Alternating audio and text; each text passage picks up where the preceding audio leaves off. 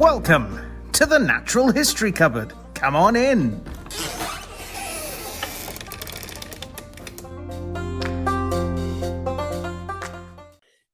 And welcome back to the Natural History Cupboard podcast, the place where the weird and wonderful parts of the natural world come together. I'm your host, Gareth, and with me, as always, is my co-host, Erin. Erin, what have you been up to? I've done a little bit. So this weekend we taught our little girls to ride a bike. Cool. Which might not sound like there's much nature involved, but actually you let loose a bunch of wolves behind her and said, if you don't cycle, we did. Well, it's going to end badly. We did. Atta told me that when she was little, her dad basically put her on the top of a hill and so gravity is your co-pilot. So we thought, release the wolves. And that way Britain's got wolves back. And there you go. Sid. Actually, releasing predators probably isn't a funny joke right now, is it? No. But no. Where we did it was by a riverbank along the River Tor, and so there's loads of bird life there. Some of which I'm not sure I can comfortably identify, but there were oyster catchers, Canadian geese. There were mallard ducks. There's another duck there which I couldn't identify, but at a distance, it wasn't a mallard. No, it wasn't a mallard. I did see mallard ducks, but at a distance, it was quite a dark one. It wasn't like it was obviously not a female. Was it Darkwing duck? Darkwing duck, yeah. But at a distance, it kind of was going under the water, and I thought, cormorant? That's an otter. No, we did see cormorants, but cormorants and ducks I find have a very different profile. I find it quite easy to tell. It wasn't a shag. Don't think so. But yeah, it was good. Was good it for birding? A grebe? No, we saw grebes. Also saw egret. No egrets. No egrets. No regret. No. Also, we've been following the movements of I know this is not natural history of our planet, but natural history of our solar system. We've been following the movement of the planets this week because they are due to align on my birthday. Does that mean you get like superpowers or something? No, I'd like to think that it would give me. Should we be finding some sort of amulet, or maybe this is going to be my lucky year? Yeah. Or maybe it means that I'll get all the infinity stones. But I've seen enough like sci-fi and Indiana Jones films and like cartoons to know that at some point when all the planets align, either some sort of like great evil is coming, or you're going to get superpowers. Yeah. But yeah, that's my week basically, and it was good. Well, mine's had a bit of Ava fauna in it as well. Yeah, we were around the in-laws, and they've got a fantastic garden for bird watching. And I sat there with my son. We he sat there for about 6 seconds and then got bored and walked off. But for those brief 6 seconds, he enjoyed watching some birds. Then I enjoyed watching the rest of them.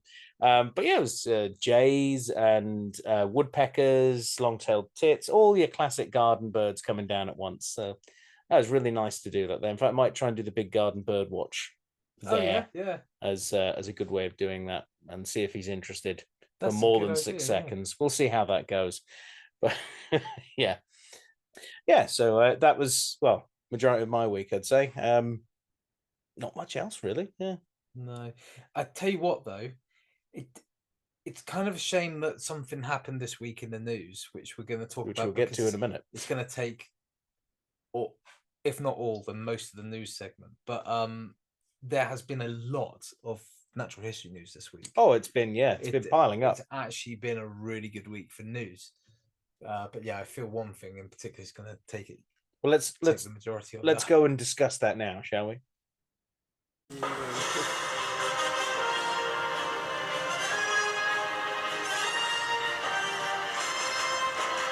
It's the news. Right, well, we're into this week's news. We're going to try and sort of speed run things to get to our main topic, I think. Yeah. Erin, take us out.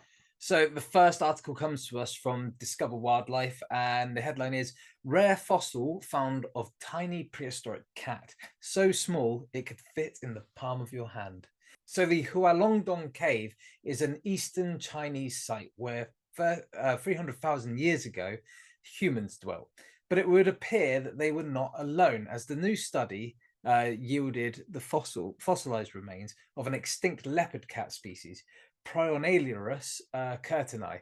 The cat is the smallest fossilized felid known to science, comparable to the extant rusty spotted cat or African black-footed cat. I wonder if there was actually. There's no way there'd have been humans in that cave if they were anything as feisty as a black-footed cat. That's what killed the humans in that cave. They had no chance. So my first one comes from Zoo Keys, which is a really good biology site.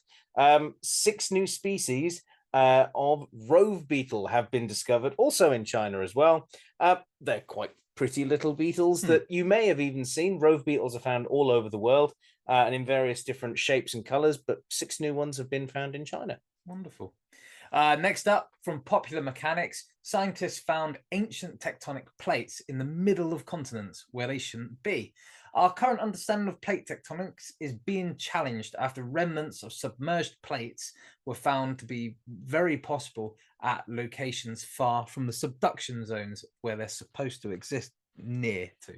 So the subduction zones are basically where a plate goes underneath another plate, right? Plates that are neighboring each other.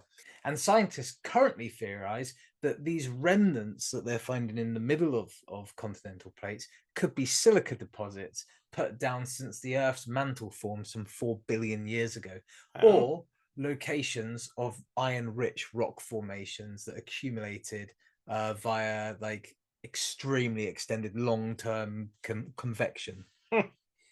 Well, new continent in a continent.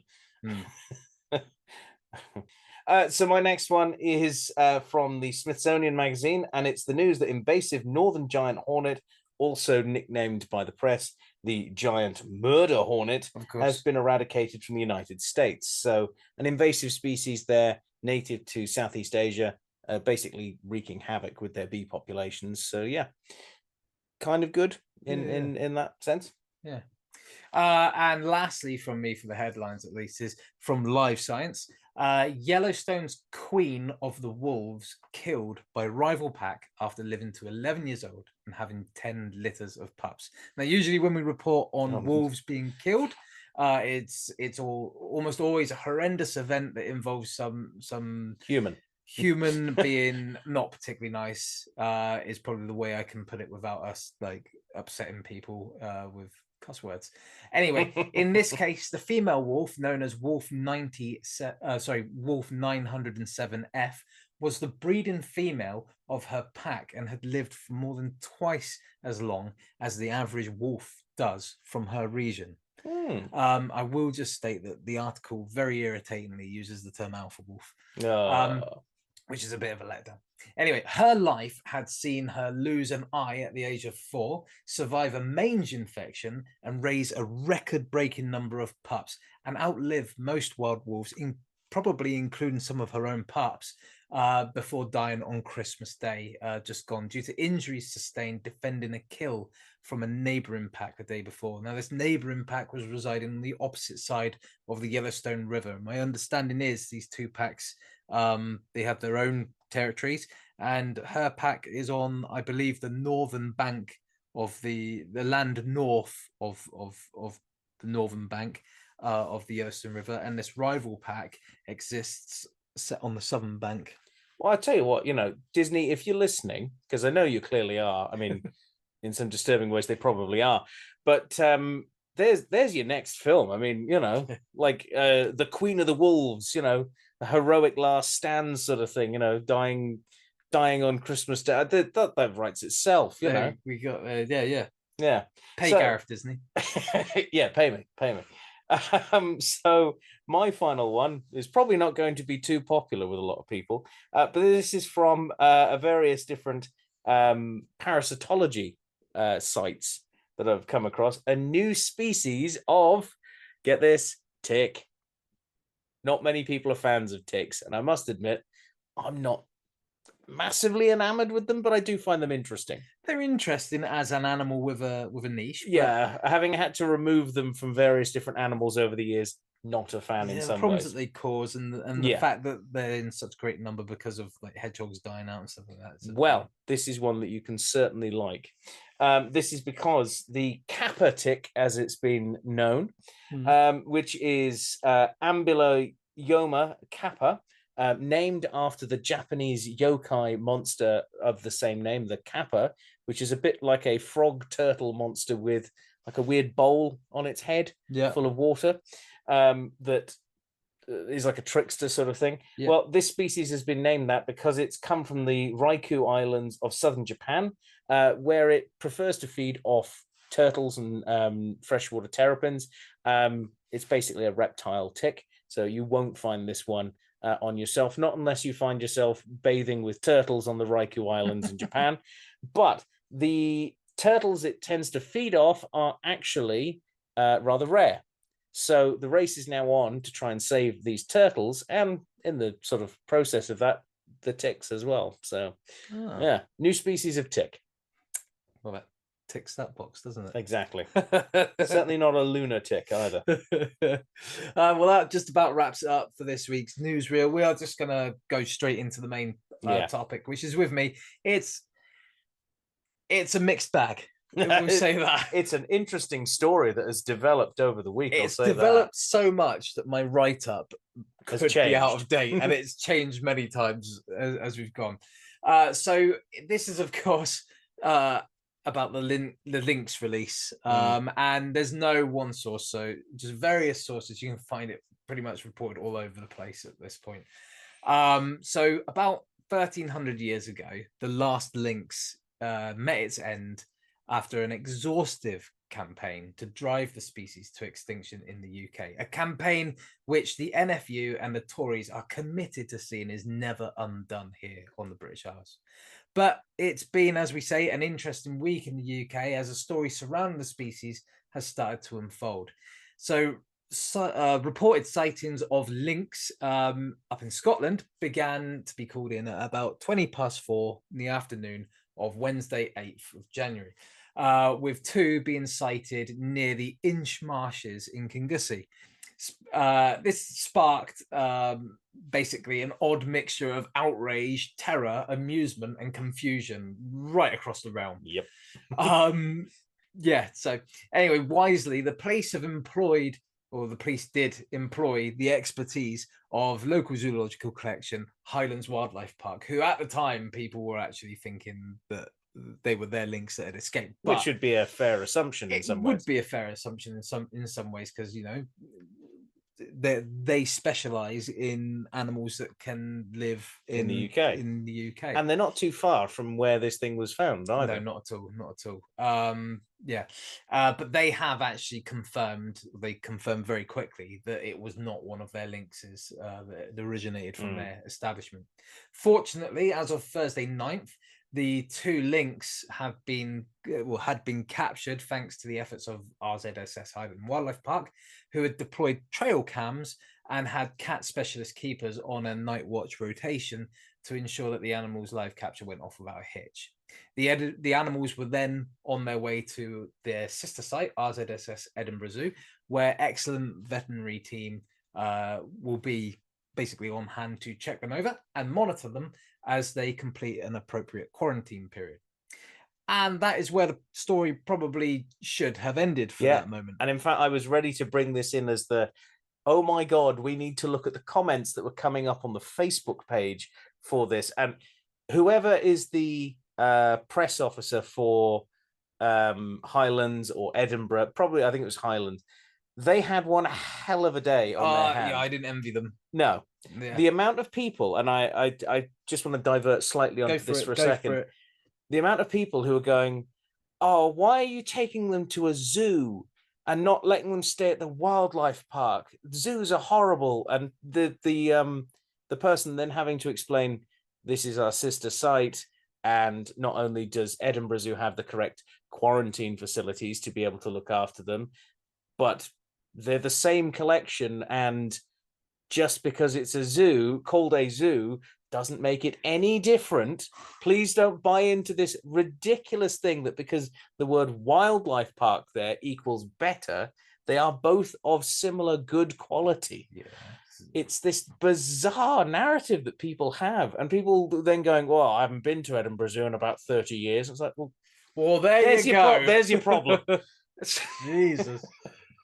Anyway, back on track. That's where I thought that would end. Is us discussing the stupidity of people and things like that. But stupidity is still coming in. I was going to say comments are probably going to be a recurring theme through this. Comments on Yes. social media and in the news. But that's not where the news ended. Nope. Because as we awoke to news of the pair's capture, little did we expect that we were actually mere hours from a third announcement, and that is that the following morning at 7:10 so Friday 10th, a second pair of lynx have been spotted in the same area of Scotland's Cairngorms. Anyway, now at this point, things were clearly suspicious. Theories of a rogue release previously suggested in hushed tones were now being shouted, and not just by those against rewilding, but by conservationists too, for very good reasons. And we can delve into those reasons and why, if that's appropriate, in a bit, which I'm sure it will be now that the story has changed quite considerably. And once again, RZSS came to the rescue, swiftly catching up the pair, who are actually thought at this time were actually thought to belong to the same family group as the initial pair. The reactions from across the UK have been absolutely fascinating. Everything from shooting them to leaving them, from rage to confusion. It's been a bit of a conservation roller coaster here. Now, that wasn't the end of the story either. Unfortunately, one of those lynx from the second pair has now passed away. On top of that, there's been evidence found of bedding in a lay-by, and as well as a collection of day-old chicks and porcupine quills. The day-old chicks, for those of you who are not in the animal care world, those are basically what a lot of people will feed to carnivores. It's roosters basically before they're fully grown. Yeah. Byproduct of the egg industry. Yeah, exactly. That's exactly what it is. And this seems to suggest, along with the fact that they had this food, particularly porcupine quills, the fact that one of them passed away, and the fact that I think it was today that it was reported by Edinburgh Zoo that actually these lynx were very malnourished. And the fact that these animals were tame. If these were wild lynx that were being rewilded, you probably wouldn't see them. No, they'd have been gone. These were very tame, from all accounts. Well, from the footage, you can see it walks into the light, yeah, towards clearly the keepers who are there trying to trap them, and walks essentially into the trap. Yeah. This is not behavior of a wild lynx. What my theory takes a dark turn here. My theory is that these are abandoned pets. Now, what's interesting about that is when the news first broke, I was scrambling to write a text message to Drew and Gareth about this, but Gareth beat me to it. Beat you to it, yeah. And posted a photo in our little chat group for this podcast. And my response was, I've just checked. You might remember last year, I think it was last year, I reported on the fact that Born Free have a page on their website where you can see where all the registered DWA animals are. You can't see addresses, obviously, but you can break it down into regions, and you can see how much of what species are kept.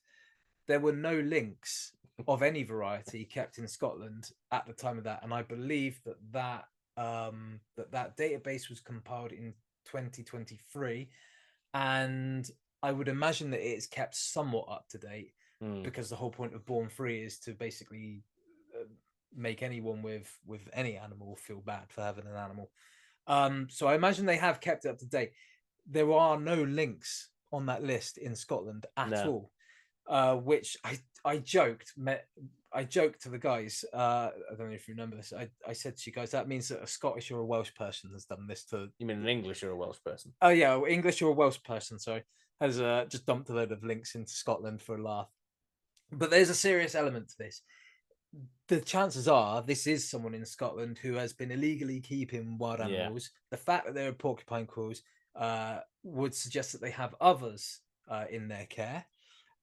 and that perhaps the net was closing in on them, maybe, or they just got fed up. But either way, they've booted 4 lynx out at the very least into the Cairngorms with no prior preparation of the communities that live there, the environment that exists there, or the lynx themselves. I mean, that would be best case scenario is they were Scottish lynx and they were more used to being in colder temperature. Now, I know there's not a massive temperature difference between southern England and Scotland, but it's still noticeable enough. I mean, I got to admit, I always feel it when I go up to North Wales, and that's not that far from here.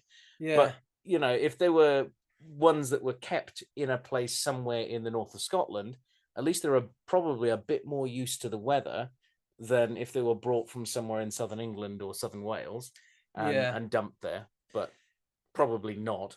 Now, I've been trying to wrestle with how I feel about this. Now, I started the problem is I started wrestling with how I feel about this when I thought this was a rebel reintroduction. Yeah.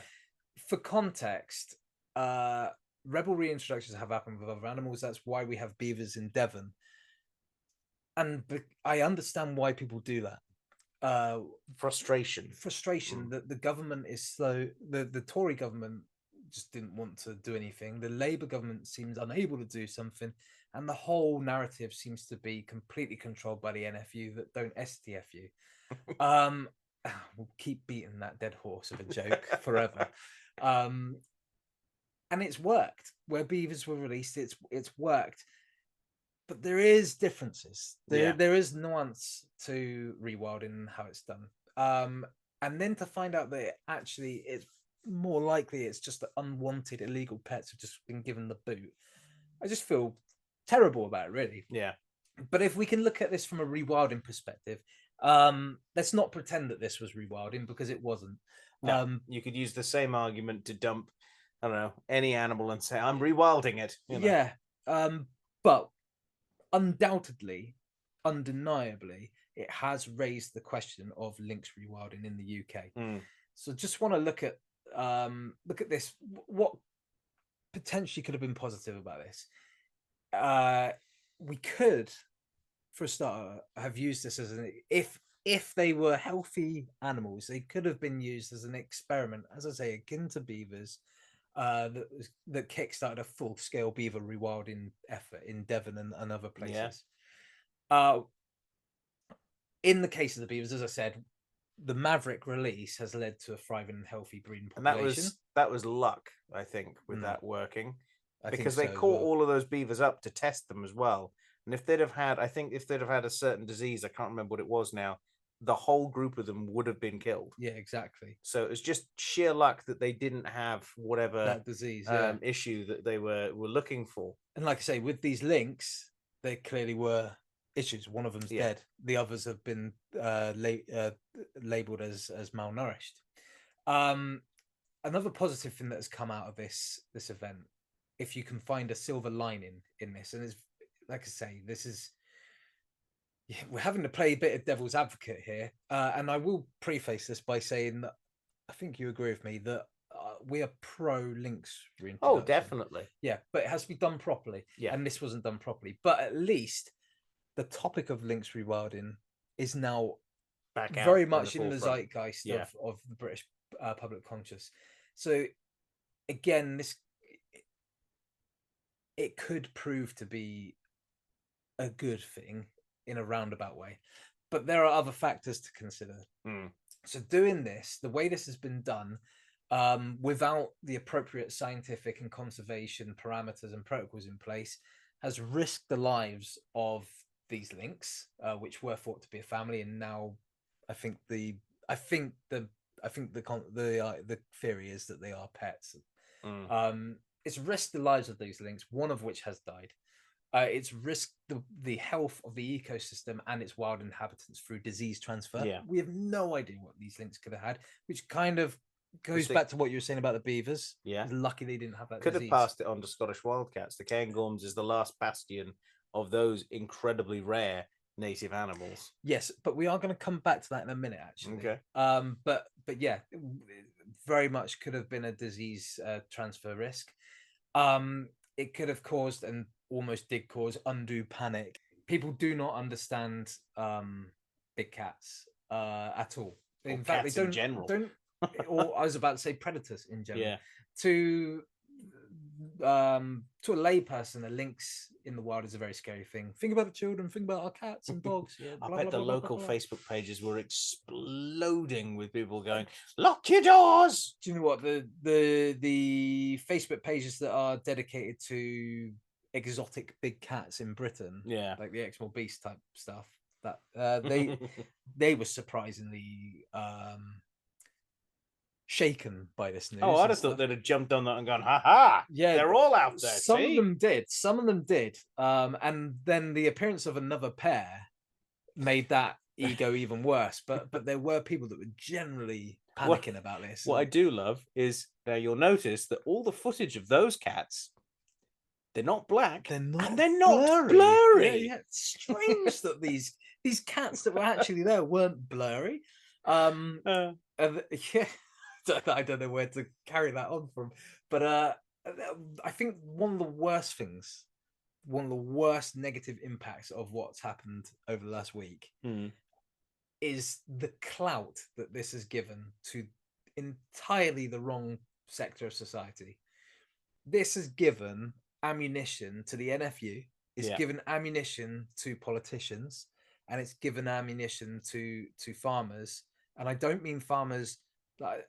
I'm saying that like generally. I know there are farmers that are environmentally minded and that are for rewilding and stuff.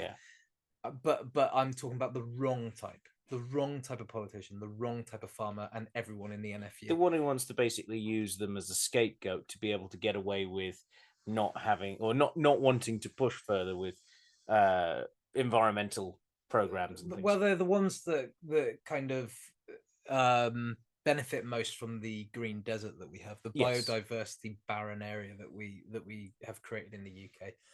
But these wrong people now have the right ammunition to keep this incredibly senseless act, which I'll admit, when I thought it was Maverick rewilding, there was a part of me that was like, yeah, stick it to the man type thing. Yeah, no, I agree the same. I there was that first day or two, I was like, oh yeah, someone's done this. It's like, okay, it's bad and it shouldn't be done this way. But there's that bit of you that's like, cool, they're back now. They're back. Finally, someone has done something about this, because the government doesn't seem to want to. And I don't mean when I say the government, Labour have only been in so long, although Labour have been completely useless with rewilding. I mean more the 14 years of absolute no, the 14 years of Therese Coffey and her ilk. Oh my God, commenting on this with no education on it at all. But yeah, it has given these people this has damaged the lynx rewilding conversation. I hope not irreparably, but I fear irreparably. And as we're probably going to speak about in a minute, lynx reintroduction is the stepping stone to wolf reintroduction, because getting the lynx here and showing people that these predators are not a danger to us is exactly what we need to get other people on board. Now, had it been done, like when rewilding is done properly, the right kinds of people are aware of the effort.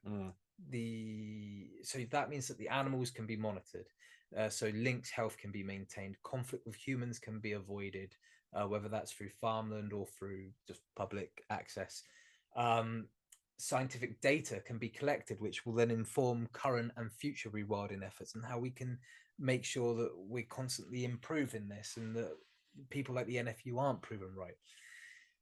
So we've said as much, but I think you can tell we are for lynx reintroduction, just not in this way. So don't take that we're against it. The end does not justify the means. No, the lynx absolutely must be reintroduced to the British Isles, and this must happen fast, but not in this respect. I'll also say that the Maverick reintroduction of beavers has been a crazy success. So this brand of eco-vigilante effort can work, but not in this way. But yeah, essentially these lynx, it wasn't these particular lynx are not part of a reintroduction program, not an official one. They're clearly very humanized individuals who sought out the attention from the keepers that came to collect them. The capture was far too easy, as Gareth said.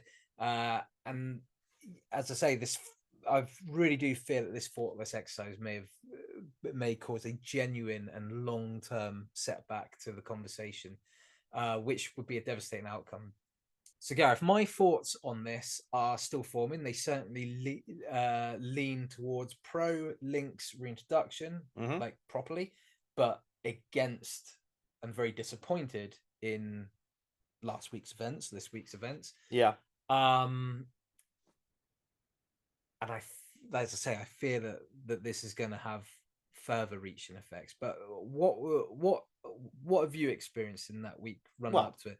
I do want to go into reintroduction a little bit and allay some fears in a minute, but yeah, I just wanted to hear what you. The only thing, I mean, I've been pretty much the same as you. I've thought, oh, brilliant, they're back. This is it in some ways. Then, oh no, these are quite clearly like pets. Well, this is a pretty rubbish situation. Okay, and the one thing that we haven't covered, but I really hope does get found out is who dumped them, because they've put the welfare of those animals second. They've not thought of anything to do with those animals, and have basically just dumped them ill prepared into a situation where they clearly weren't meant to be as individuals. As a species, yes, I'd love to see lynx back into the wild in the Cairngorms, controlling deer populations, and you'd probably never see them. I'd love to see them back on Dartmoor and Exmoor, because these areas would be perfect, and even up in Snowdonia as well. Like those are the perfect areas to help with rewilding and just bringing them back to a more natural state, with what I think is probably the largest carnivore we'll ever get. I'm not convinced that we'll ever see bears or wolves back in the UK. I'm not convinced of bears, but I did up until last week think that there was a shred of hope for wolves. What happened last week, I think has damaged the lynx conversation, and with that damage comes a complete elimination of wolves. Yeah, I mean, I'm hoping that this just becomes sort of blown over and doesn't really get focused on. But yes, I could see it would damage that sort of talking point, really. I think the NFU are going to be like a dog with a bone now. I think they'd find anything to basically disagree with in the long run. But and we can get into this now if you want, but there are ways of combating their misinformation, but it's very easy to spin the event last week to blame lynx reintroduction, as opposed to one individual who had no thought for anyone else other than whatever was going through that head. Yeah. But what I wanted to do was just quickly, because we've gone on quite long, but just quickly go into like lynx reintroduction.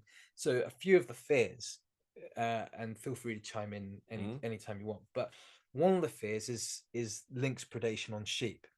Aha. Now, firstly, I wish Drew was here for this, really, because he would be able to very eloquently word this stuff. But sheep farming is a practice that is constantly losing money. Sheep farmers are on financial aid because they don't make money off the sheep. By the time wool is non-profitable to an extent.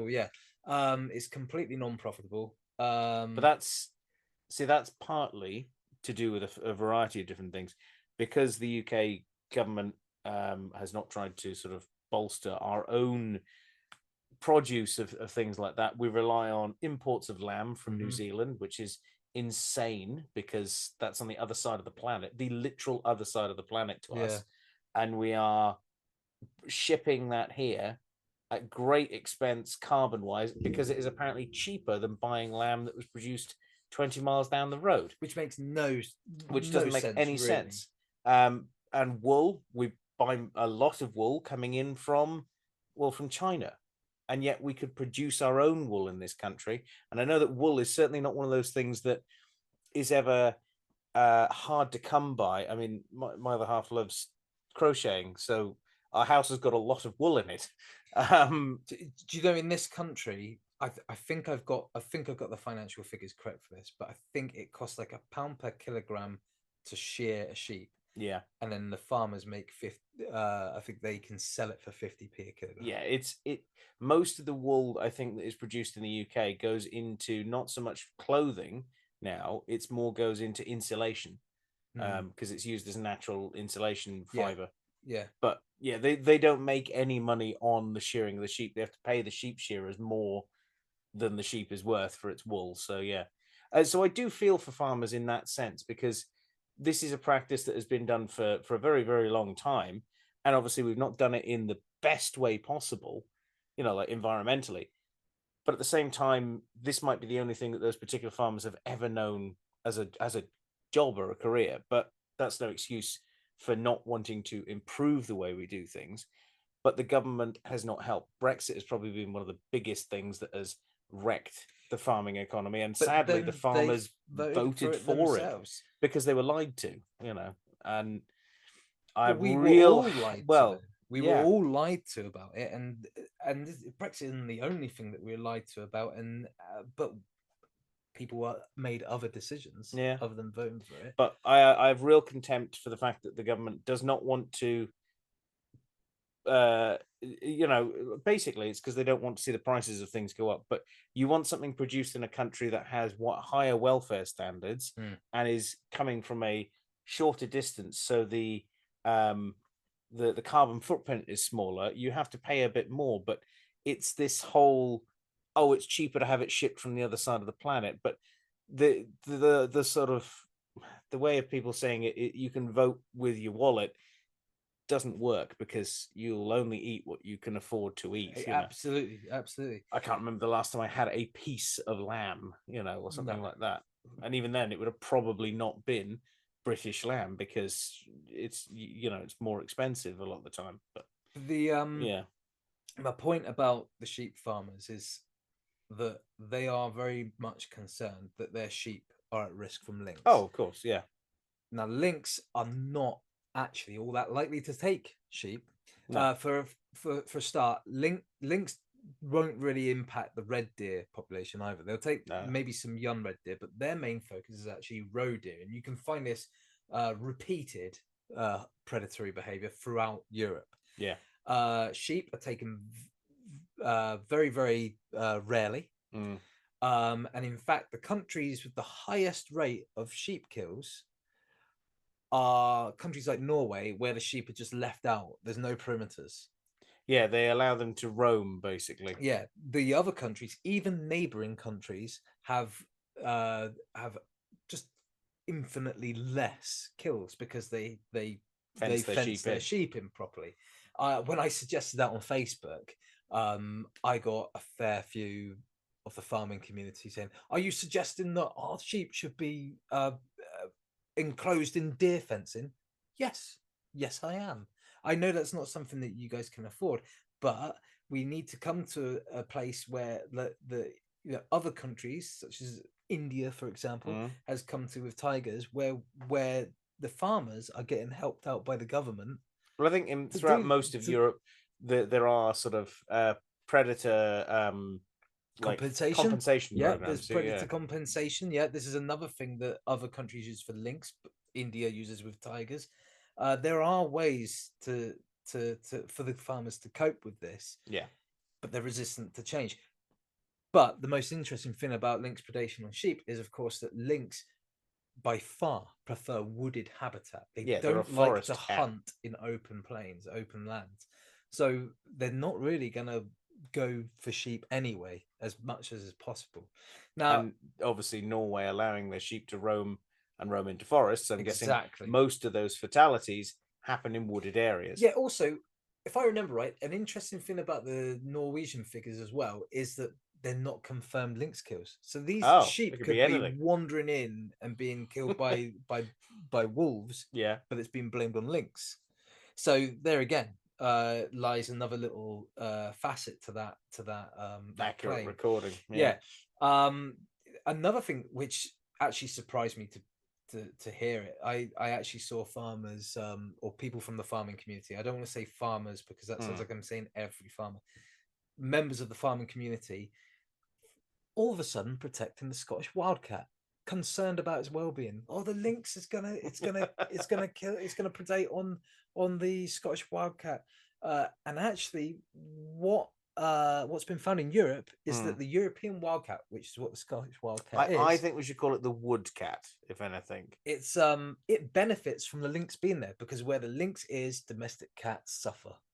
Yeah, domestic cats do not roam as far when there's lynx about, and that means that the Scottish wildcats bloodlines, they're more protected. They've got less competition. They've got less disease transfer. Might encourage people to keep their domestic cats inside as well. It might, yes. So actually, lynx have a very good impact on that too. Yeah. So yeah, we could. I think we'll stop there because we could. Oh, it definitely. We're getting on a bit now, but there are so many benefits to lynx rewilding. It needs to be done. It needs to be done soon, but not in this way. Not in the way it's happened over the last week. Yeah. And it's such a shame. I really do think that that's going to be weaponized against advocates of this. Well, yeah. I mean, that's one that could definitely end up being a creature feature in the future there, because as a species, lynx are fascinating little creatures. It's like 4 species or 4. Yeah. So Iberian, European, North European, bobcat, and Canadian. Yes. So yeah, bobcat. Sorry, the Canadian are the fluffiest, of course.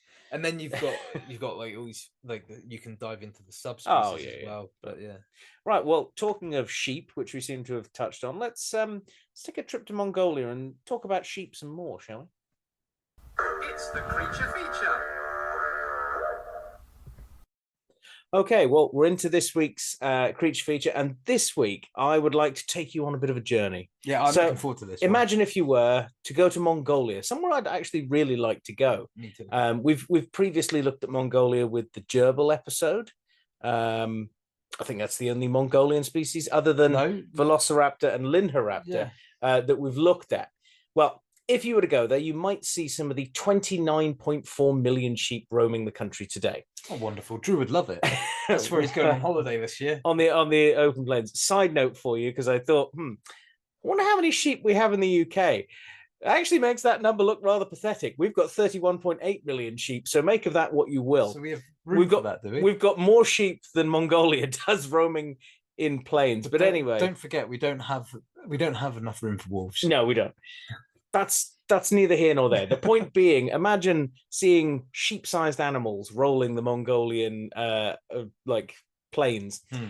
And now turn the clock back 80 million years, and you might encounter herds of very similar sized animals roaming very similar plains in Mongolia. Basically known as the sheep of the Cretaceous of Mongolia, this week we are looking at one of the most unknown iconic dinosaurs, Protoceratops. Now, why do I say that? Well, this dinosaur is often depicted in popular media, but not as the star. It often takes a backseat to the animals trying to kill it, basically. It's sort of the cannon fodder, if you will, of other dinosaurs. Or it's background fauna, isn't it? So a lot of the time, just to make the environment look alive. It's also one of those ones that's used as sort of a lesser page animal to give glory to larger ceratopsians later on. So Triceratops, Styracosaurus. If you think of any of those sort of classic old dinosaur books that you probably had as a kid, you'll have Protoceratops, you'll probably have Triceratops, and you'll probably have Styracosaurus as the 3-horned dinosaurs that they tend to talk about. Well, anyway, it is in fact one half of the famous fighting dinosaurs duo that makes up one of the most stunning fossils that has ever been discovered, but we'll talk about that later on.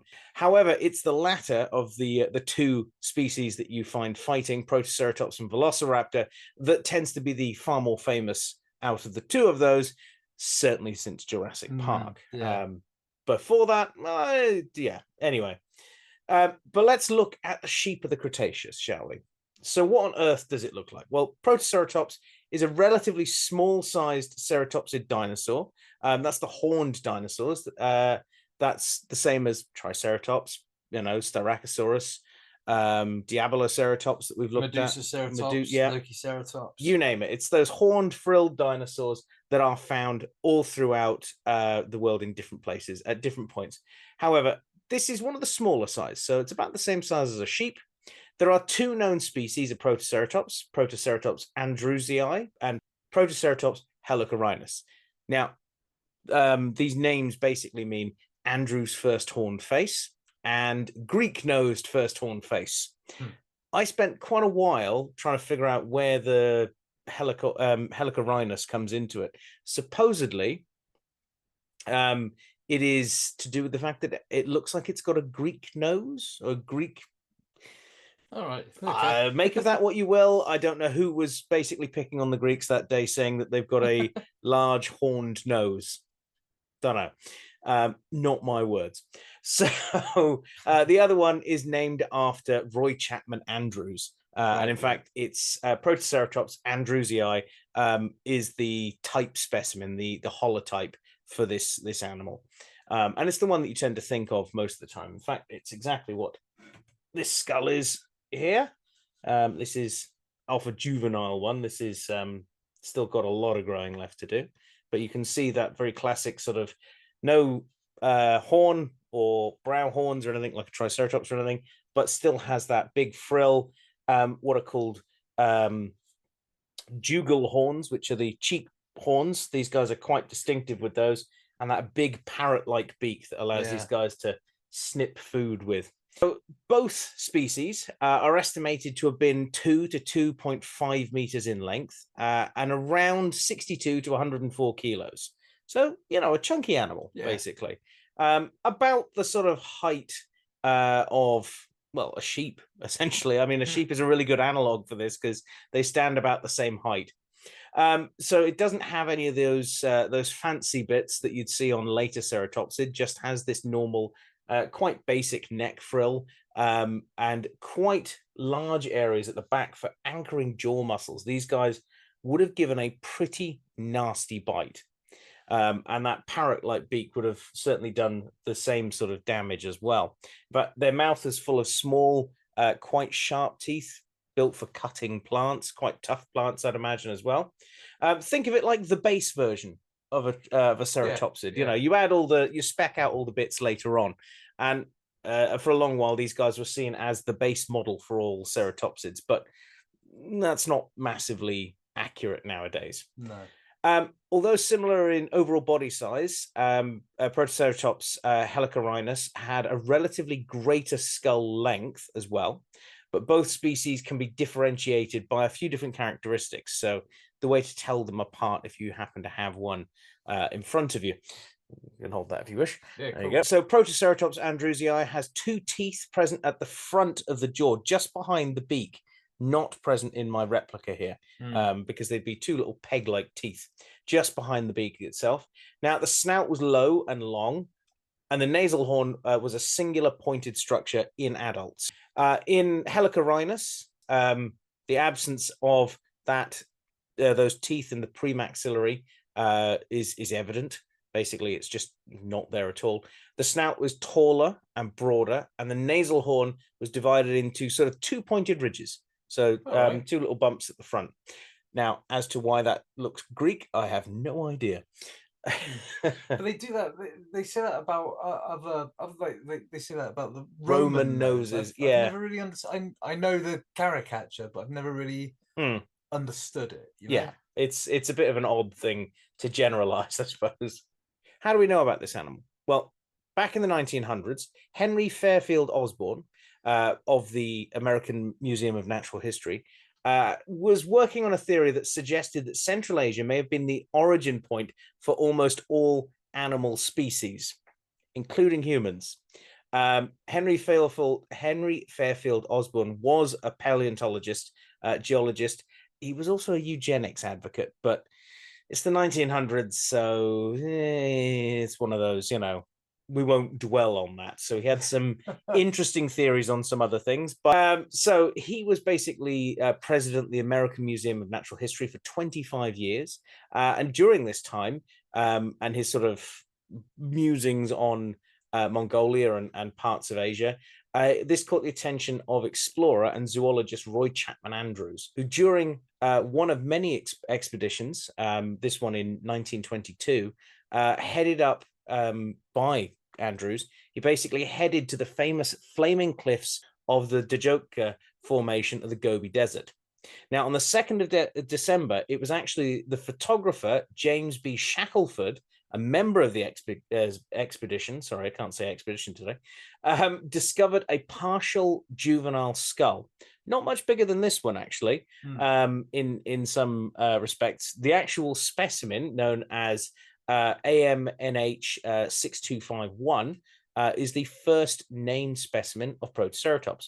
And the specimen itself is about the same size as this, missing the frill and missing the very tip of the beak. So it's a very small amount. But this would be the first of many. The skull Shackelford found was sent back to the American Museum of Natural History for further study. And after which, Osborne reached out to Andrews again and his team via a cable to basically notify them the importance of what they had found. Believe it or not, this expedition actually was originally cited to go there and find human remains. But dinosaurs became the thing that they found, so that's what they went with. And I can always remember watching a very early documentary when I was a kid, one of only a few documentaries I think that were available that I had taped from the TV onto a VHS tape that I used to love watching as the nerdy little child that I was, that would talk about Roy Chapman Andrews and his expedition to the Gobi Desert, and talk about how they used camel hair as, I'll put him back up here. They would use camel hair from the camels that they used, that they brought along with them, along with multiple early cars and all sorts of other things which really struggled. But it was the camels that obviously did the majority of the actual work because they could survive in the desert. They'd use all the camel hair to pack all the fossils with, and then put them on the backs of the camels and track them out of there. Makes sense, yeah. So I can always remember watching that bit where they're talking about that.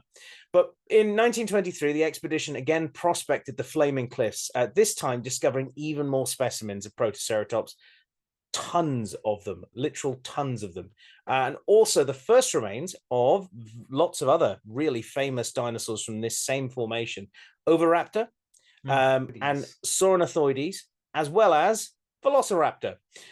It's at this point the team discovered the first fossilized dinosaur eggs, which no one had ever come across before this point. So this was a groundbreaking find. However, it was unfortunately misidentified in some ways. So the first fossilized eggs were found near the holotype specimen of Oviraptor.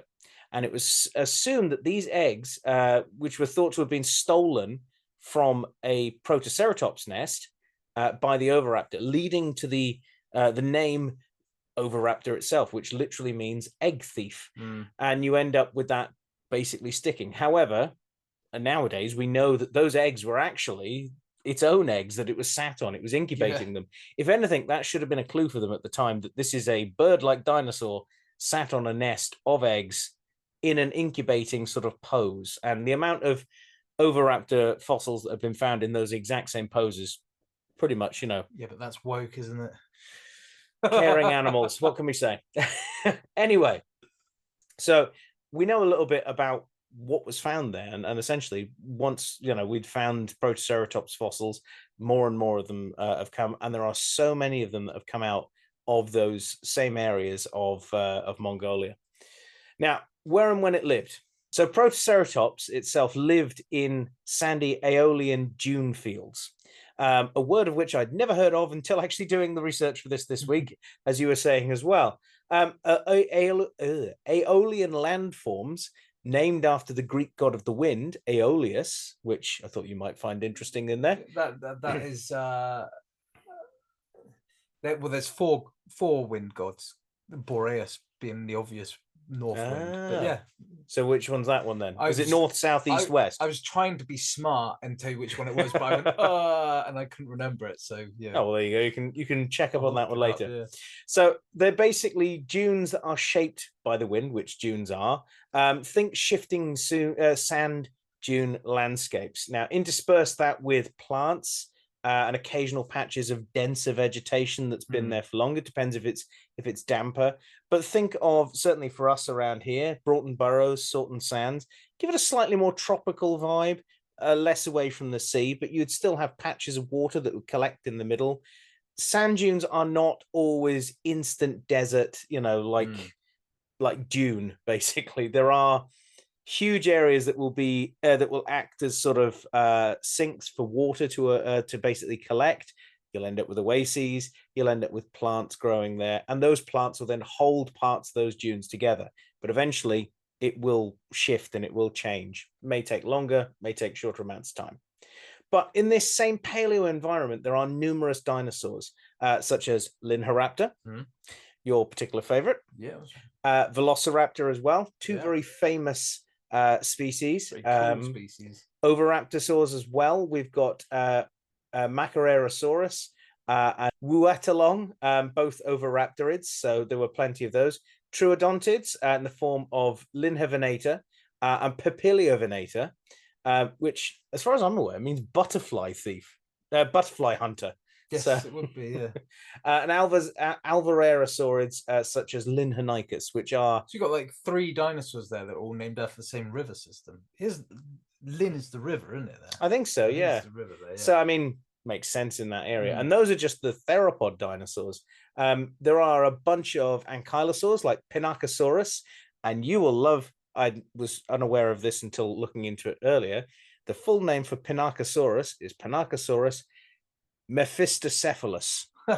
So Marvel made him turn up somewhere then. I thought you'd say that. But do you know what that means? Devil head, I believe. Or which is a brilliant brilliant name for an animal like that.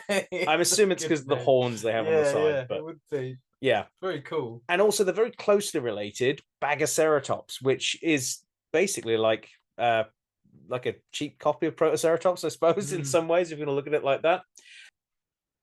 But it's to the Dromaeosaurids we now look. Now, it's this group that are the most likely to have been the main predators of these animals. There were bigger dinosaurs there that would have quite happily eaten a Protoceratops, big theropod dinosaurs as well, much bigger than a Dromaeosaurid. But yeah, these were probably the ones that are most famously depicted with them. And it's in at least one case, a fight has been recorded between these species in the most amazing way possible. And this is, of course, the fighting dinosaurs fossil, an absolutely one-of-a-kind, stunning snapshot of time, basically. It's an incredible fossil, yeah. So in 1971, a joint expedition of Polish and Mongolian paleontologists, interestingly enough, it was, I believe, this same expedition that also went on to find Dinocheirus in the same parts of Mongolia, or in different parts of Mongolia and China and that, were searching for more fossils in the Gobi Desert when they discovered in several locations of the Jadokta and Namek formations, they found Protoceratops amongst other species. But on the 3rd of August, that same year, they found possibly, like I say, the most beautiful fossil of a Protoceratops and Velociraptor. They were locked in eternal battle for forever. They were basically poised so perfectly in death. And I've got, here we go, there you go, can have Velociraptor there. Thank you. There's a Velociraptor. And there's the Protoceratops, so you can compare the two. Yeah. Please don't lock them in death, but you know, these are both, like I say, this would be a young Protoceratops, but a full-grown Velociraptor. Adult Velociraptor, though. But you can basically see that, you know, this is like it would have been a predator of these animals. So this particular fossil shows a Velociraptor with its killing claw sort of in the chest and belly of the Protoceratops, hanging onto it. And the Protoceratops itself, in the process of biting down on the raptor's arm, essentially crushing it. It would have been a horrible arm bite to have had. Now, it's thought that during this fight, a sand dune collapsed on them, basically burying them mid-fight and suffocating them, and preserving them in such an instantaneous way that they were trapped the way that they were. Now, there were suggestions over the years. There have been various different theories banded around as to how these things have happened. That the raptor was scavenging on an already dead animal.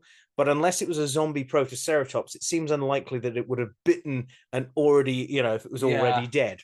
Regardless of whether this shows a dinosaur zombie apocalypse, it is in fact a stunning find and shows a snapshot of time in the Gobi, and the life of two amazing creatures.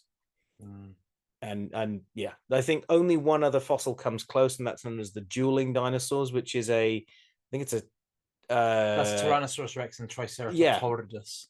Yeah, basically mid-battle again, and they look to have died in a similar fashion, basically locked in combat. I think Dr. Dean Lomax is studying that one at the moment. It might be. I think that's the one he's studying at the moment, or was when we spoke to him at the thing. Yeah.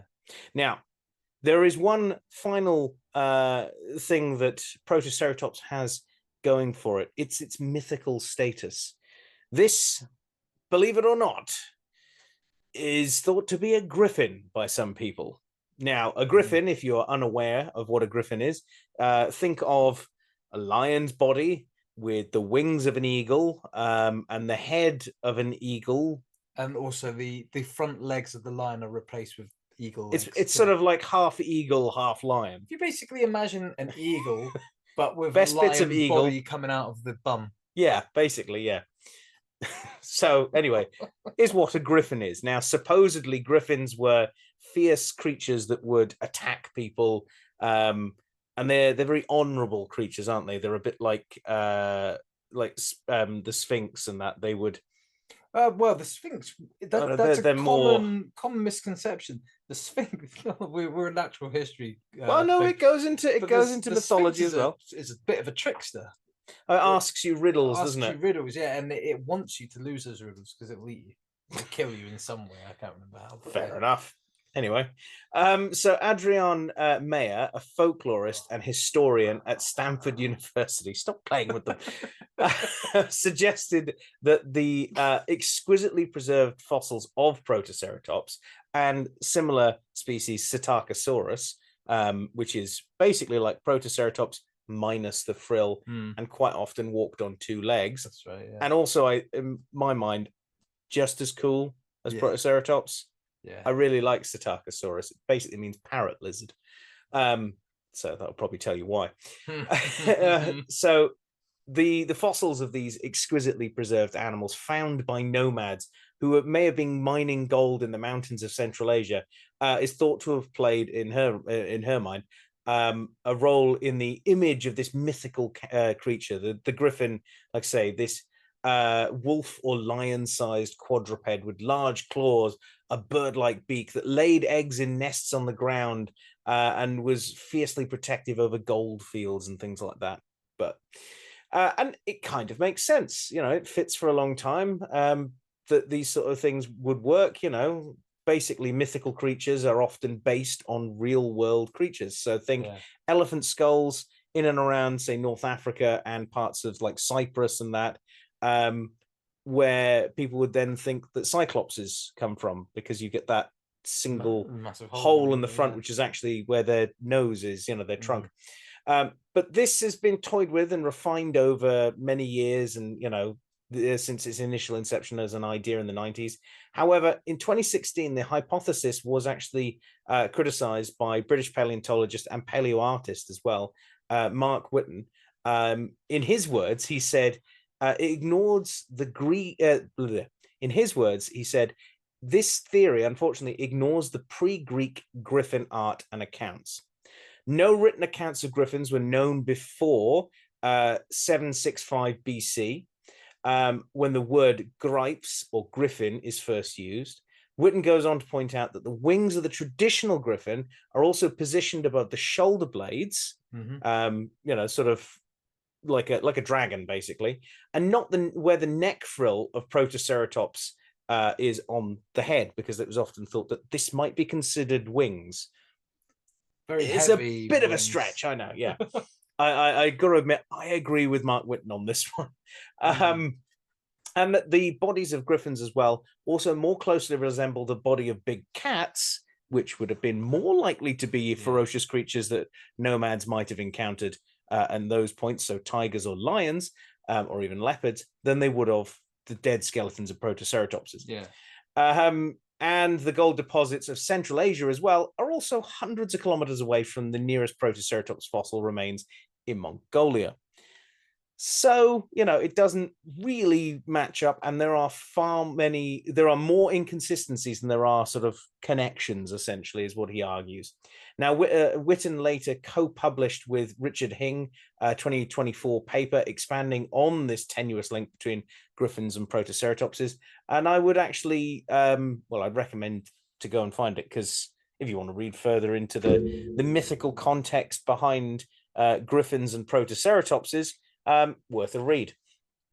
But yeah, that is the Protoceratops, a really fantastic little dinosaur that, basically I think gets ignored far too much, but certainly deserves to be looked at far more often and by more people. And one that I've always liked as a little kid. And in fact, I can remember one of the first sort of Protoceratops toys that I ever had was the classic Protoceratops nest. And you had it would always be the one that would come with a nest of eggs.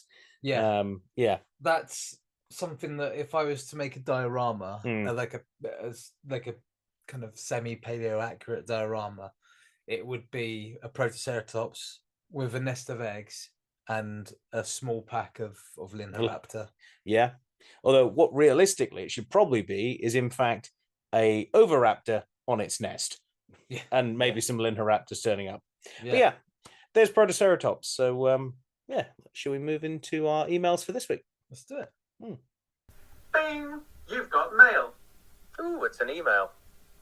Right, well, we're into this week's emails. And we're going to start things off with following on very much from this week's cat-based theme is last week's question, which was, what is your favorite cat species that isn't one of the big 5 cats? We're going to find out, as you said. Who's dumped the lynx? This is going to be... This will be the reveal.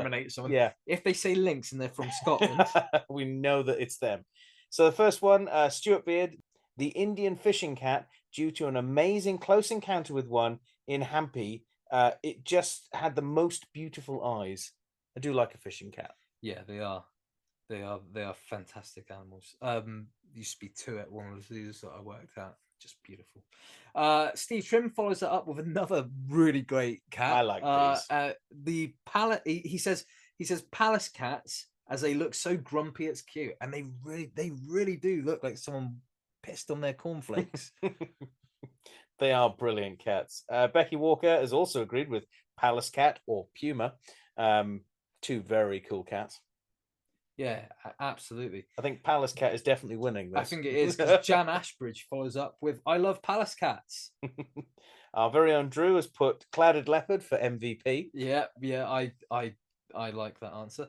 And Robin Clark said Asian Golden Cat, which is a good one, closely followed by Sand Cat or Leopard Cat. Nice. They are actually all 3 of those species are cracking species. And Josie Harrison finishes off the Facebook page with the African wildcat, which now I'm not too au fait with that. Is that basically like the Scottish wildcat, but the African version of which domestic cats originate from? I think the domestic cats originate from the Arabian wildcat. Is it the Arabian wildcat? It's the Middle Eastern one. I'm fairly certain it's happened twice. I think. Yeah, that the domestication of cats. That might be correct. Dogs have been done multiple times too, but yeah, it's just another. It's essentially another wildcat. Yeah, another wildcat species. Really cool pics there with everyone, and we've got some other ones that have come in via YouTube. Lovely. So our first one on YouTube comes to us from Rosalie 9961. Sorry. She's not got a problem with me again, has she? Well, I was going to say, you've not upset anybody this week, I don't think. She says, I'm glad that you guys were able to have a good laugh with my last week's answer. Frankly, I had a laugh writing it. For this week's question of which cat species that isn't part of the big 5 is the mini jaguar, the ocelot. Nice. Really cool cat, and one that should be on our creature feature list. They have such a large range spanning from about the midline in South America and into the lower United States, so many habitats to range and roam. Also, I quite love their coat/patterning. I've often made my favorite gender is X meme about the sort of pattern in felids, which might be similar or along the lines of the ancestral pattern of felids. Yeah, that's not a bad point. You've worked with ocelot, haven't you? I've not worked with ocelot. Oh, No. I've been floored by an ocelot. Have you really? Yeah. Yeah? It was a very sneaky female one that hung above the door. It tiggered you. And she went poof on the top of my head, and I sort of fell over backwards from the sort of shock. She jumped down and was about ready to sort of pounce at me, and just sort of pulled the door to. But she was a grumpy little thing. Though I feel like there is something ancestral about the ocelots, because when you think of ancestral felids, it's you kind of think of jaguar, spotty ocelot, cats, basically. Yeah, the clouded leopard, snow leopard, and clouded leopard. Yeah. So good point. And yeah, really like the ocelot. Yeah, they're quite cool. So yeah, thank you for your comment. And we'll go to the next comment, which comes to us from Renington. And they say, best non-big cat, easy, Garfield or or cheetah. That's two ends of the speed spectrum there. Really one is the fastest, one is the fastest when there's lasagna around. Yes, yeah. I was just thinking, is it pizza or lasagna? Lasagna. It's lasagna, yeah. So easy, Garfield or cheetah, because while I was volunteering in Africa on a game reserve, we were on the buggies, and the guide was having a yellow mongoose talk. And as he finished, someone pointed at a cheetah with two cubs that we hadn't spotted yet. I like they use spotted. I think they were spotted. And said, the mongoose was bigger than I expected. Funniest spot of the trip. That's a big mongoose. I'm pretty sure that was very deliberately written in that way, and I appreciate it. Dear. I'm here for the puns. Yeah, that's really cool. In which case, I really hope that you enjoyed the cheetah creature feature then, because that was good fun to do for my part. But yeah, that's all of our comments. So that was last week's question. We're going to move on to something a slightly more arid this week. We've obviously talked about the Gobi Desert, which is one of the world's most famous deserts. This week's question is, what desert would you like to visit? Now, that's not obviously something that a lot of people would think, but there are some really different deserts around the world, and each one is unique with the animals that live there. Obviously, the main thing is there's not very much water usually, but they are unique places. I've been to one desert that I can think of. It's the Strzelecki Desert when I went to the Flinders Ranges years ago in Australia. But even that desert, it will be different from the some of the other deserts that are in different parts of Australia, because it's drastically different. There was lots more, I'd say, vegetation there because of the Flinders Ranges that are there. But I've got to admit, I've always wanted to go to Antarctica, to the valley that's there, that is the driest valley on the planet, where there's like mummified seals and things that have just, there's no moisture there, Wow. I don't even know how the seals managed to get there. Very, very lost, I'm guessing. Strong wave. But I'd love to go to the Gobi. That would be amazing to see the flaming cliffs. The other one in that part of the world that I'd love to see is the Taklamakan Desert, which is a little bit further along, and it's known as the Desert of Death. It's where the very earliest parts of the Great Wall of China are. Oh, yeah. And they're just left in this.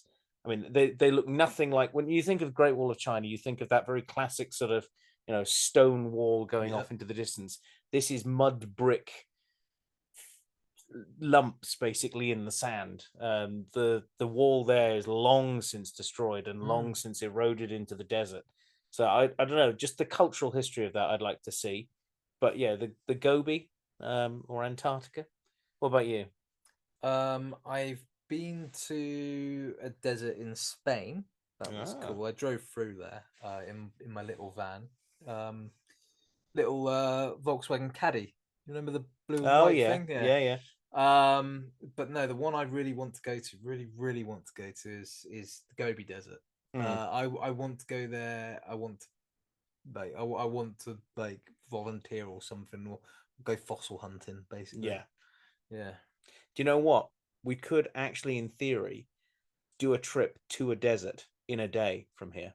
Yeah. And I'm not saying we need to get on a plane or anything. I mean, we could if we wanted to, but technically, the UK actually has a desert. I did not know this. Yes, you wouldn't really think of it. And I'm not talking like the middle of a city centre where everything's just concrete desert, concrete jungle sort of thing. But Dungeness in Kent is also known as the only desert in the UK based on the amount of like rainfall. It's a large expanse of shingle dune system. So basically, like a lot of the sort of dunescapes that we have, it's also home to quite a lot of species of birds, migratory birds. And it's essentially, yeah, it's because of the amount of rainfall, large difference between day and night temperatures. We're not talking anything close to the Sahara or the Taklamakan. We're talking a British desert, so it's probably going to be greatly disappointing in that sense. But in theory, we could do a trip down there and visit the only desert in the UK if you wanted. Do you know what? That might actually be worth it for a bit of content. Yeah. So let us know what your favorite desert that you would like to visit is, and also, do you think we should go to Dungeness to go and see a desert? You know, let us know in the Facebook comments, and also desert. On the very British desert. In the comments on YouTube for things like that. So that's just one of the ways you can get in contact with us. You can get in contact with us in a variety of other ways on our Facebook page, our Instagram page, and our TikTok and all sorts of things. Where it's all been kicking off with the animals that are being picked. I won't bother going into them this week, but needless to say, if you want your choice on the animals that go through to basically be the animal representation of 2024. Get choosing on those. They're coming out every single day, so have a look. The next best way that you can get in contact with us is on our email, which is thenathistorykcupboard@gmail.com. And of course, the other way that you can get involved and contact us is by becoming a Patreon, which we're going to tell you about now. Every week, we like to give a little love back by shouting out the names of our wonderful Patreon supporters. That's right. These are the cupboard dwellers who are kind enough to support us through a monetary contribution, for which we are eternally grateful and grateful beyond words. And those people are, of course, Fogtober, Jen Greenhall, Connie P, Chelsea McKee, Nick to Nick, and Matt Geddy. Guys, your financial contributions are actively helping us out here in the Natural History Cupboard in a myriad of ways, including developing our new studio, planning excursions and being able to go out and film on location, considering technical upgrades and actually making the jump from a solely audio-based podcast to the now growing YouTube channel. And we really can't thank you enough for that. Now, we appreciate all of our cupboard dwellers and the support you offer us through listening, liking, sharing, and subscribing. But if you feel we've earned it and you're considering joining our Patreon, there are two options through which you can do so. That's the Nature Nerds and the Animal Ambassador tiers, which you can find on the Patreon website or links through our social media as well. And each one having different benefits for you to enjoy. And now back to Gareth and Erin in the studio. Thank you, recorded Gareth and Erin. And yeah, thank you guys, our lovely, wonderful, amazing Patreon supporters for everything that you do. And breaking news, we can now welcome to the Patreon a new member who signed up just today, Owen Cox. Thank you very much for joining our Patreon. Yeah. We really appreciate it. Thank you and welcome. We hope you enjoy your time here in the cupboard. Right, well, that pretty much brings us to the end of this week's episode, I think. I think it does. So barring any, massive news stories about lynx, I think we can end there. So big thank you, Aaron, for bringing all of that lynx information. Yeah, sorry, it got.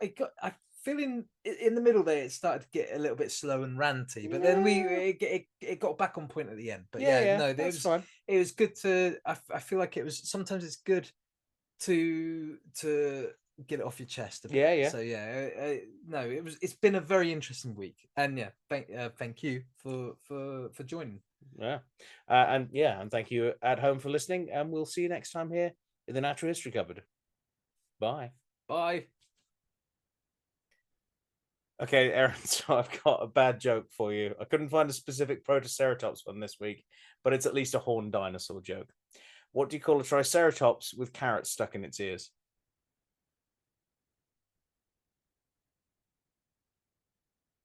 Don't think about it too hard. What do you call a Triceratops with carrots stuck in its ears? Anything you want, it can't hear you.